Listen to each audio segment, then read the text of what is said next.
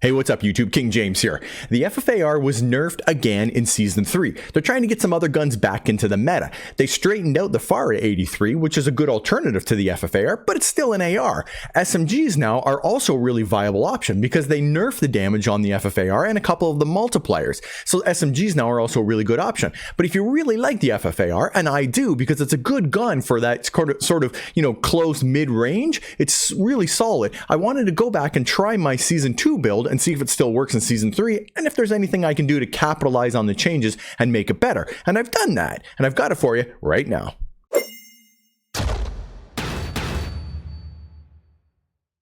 So first let's have a look at the patch notes and what they changed. And they changed the maximum damage from 30 to 27. So that's 3. And it doesn't sound like much, but there's a bit more to the story. So the damage range was reduced by 15%. I actually don't think that's a big deal because the range was insane anyway. But it had a multiplier to the neck and upper torso. So if you're shooting guys in the upper chest or the neck as you're moving up for a headshot, you actually got a 1.1 multiplier. So that made that 30 damage 33. So it was actually 6 more damage than what the gun used to do, especially if you're hitting the chest and neck or moving up to the head. And here's the thing, that the ADS speed, to try and offset it, was decreased slightly. So it means it has a faster ADS than what it used to. And that's one thing that made the FFAR actually a little downside to the SMGs, was the ADS. But now it's been decreased. So let me show you a little bit of math I did to explain the damage changes. And here's what I'm talking about more specifically. So originally it was 30 damage, and then it had a neck and torso multiplier of 1.1, which made the damage 3. So to kill a 250 hit point enemy with 3 plates, it took 8 bullets. Now 27, there's no multiplier on the neck and torso. Damage is now 27, so it takes 10 bullets to get to, the whole 250 off. So it's only 2 bullets, and at 900 it doesn't seem like a lot, but it's enough, especially when you're hearing those hit markers. You hear the pop, pop, pop, pop when you hit guys. Now you got to get 2 more, and it does take a little while, especially if they're moving and you miss a couple of your shots. 2 extra bullets is something. So the time to kill was reduced on the gun, but it does have a faster ADS. So let me show you a little bit of gameplay, and then I'll show you my build and how I capitalized on those changes. So I pulled out my favorite loadout, which is the SPR with the FFAR, and I was working these guys here with some snipes, and busted into my room right here a guy with a shotgun. I just pulled my FFAR out and smoked him, and he had a shotty. So it certainly does lots of damage super quick up close. I've never had any problem with, the recoil on it is really good, and it hits really hard. So it still seems to do that. All that dismemberment from the one version of the gun is nasty, but notwithstanding that, when I was up here and guys are flying in, now when they're flying in, they've only got 2 plates, but it's still 200 hit points. And this guy flies in right there and I laser him, and they seem to do less damage when they're flying in for whatever reason. But watch this other guy.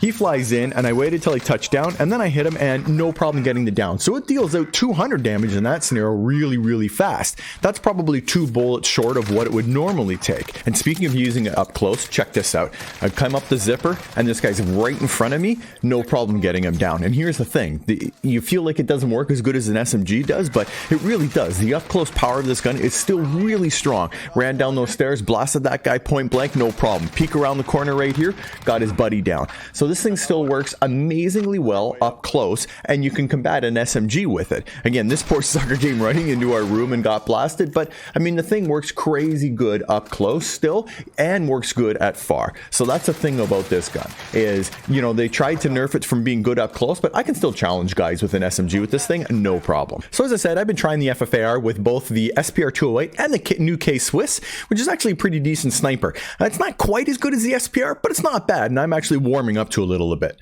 Anyway, let me show you my FFAR loadout. But just before I do that, I want to say thank you to everybody who's recently subbed to the channel and is here watching my videos. I really appreciate all that love and support, so thank you guys. And if you haven't subbed to the channel, consider subscribing, because it really does help small content creators like myself. All right, let me show you my build. Now, first and foremost, let's talk about muzzles. And this is going to be one time that I'm not going to suggest the agency suppressor anymore. And that's because of one other change that they made. Let me show you the patch notes real quick again. So right here under muzzles, look at Flash Guard and the SOCOM Eliminator. Added Position Concealment Pro. Now this isn't quite a suppressor, so you don't show up on the minimap at all, but you only show up on the minimap for a split second when you're shooting, not a longer time like you do without a suppressor at all. And why does that matter? Well, I'm trying to build the gun to have the highest mobility I can get, because that's one thing that really makes the playstyle of this gun work, is the really high mobility. It already does enough damage, and it's got a faster ADS now. So the agency suppressor, it doesn't do anything for mobility. It's actually a negative to it. But if you go to the flash guard, it has a slight increase to mobility.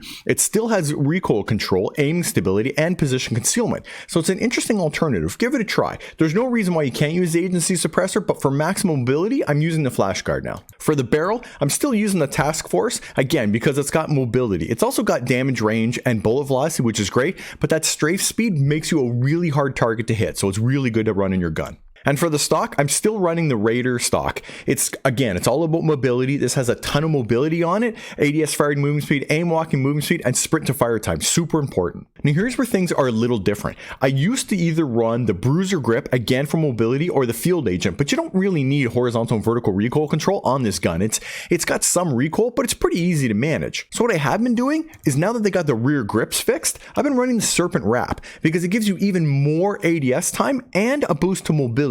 So this is really going to make that ADS even faster. And here's where you're going to catch up on the guys running SMGs or shotguns, because they buffed the ADS on the gun, and now you're also running an attachment that gives you even more ADS. It's going to be right in that SMG territory, around 200 or high 190s. And for the ammunition, again, it's about ADS and movement speed. I'm running the 38 round. Now I know a lot of guys run the 50 round, but it impacts your mobility, and it also has a negative to ADS. It's about 30 milliseconds. So you're better off to run the 38 round, no ADS penalty and no mobility penalty.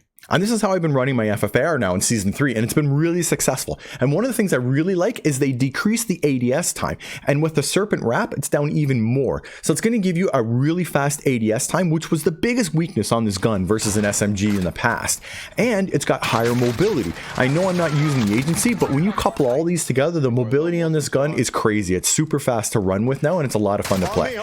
Now, are you going to down a guy with a Cold War MP5 inside of 10 meters? No way, man. The time to kill on that is super fast. However, as soon as you're outside of 10 meters, this thing sort of becomes its mid-range god, and it's good from 10 right up to 50, 60, 70 meters. It's really strong. Even with the iron sights, you can shoot it far away and still be really confident. However, there's nothing we can do about the damage. It's gone from 30 or 33 to 27, so you're gonna have to hit those extra 2 shots. But other than that, with the mobility and the faster ADS, this gun's still a monster. Give it a try and let me know your thoughts down in the comment section down below. And as always, guys, if you don't see me in Warzone, if you don't see me in multiplayer, it's only a matter of time, baby. King James out.